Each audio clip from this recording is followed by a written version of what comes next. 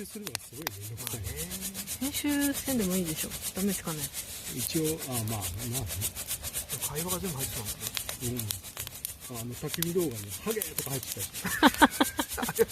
もうごく一部しか見せんと分かってるから言えて大丈夫だよ。1000人行けば収益化できるんですね。あ、そうなんですか。はい。1000人行かないと収益ならないですね。1000人から。でも1000人ギリじゃ、すごい少ないですよね。そう。何百円にもならないんで。やっぱあれでランボルギーニとか通るラファエル。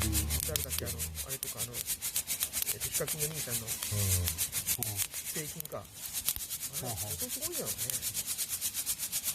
この前レクサス LS500 なんか買おうと思ったら、もう次ランボルギーニのアベンタドールやったっけ。マジっすか。これ6000ドルですね。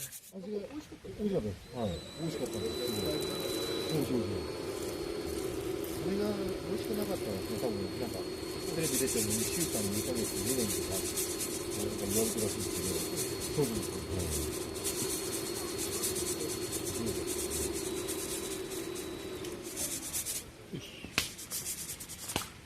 完成。完成完成ですか。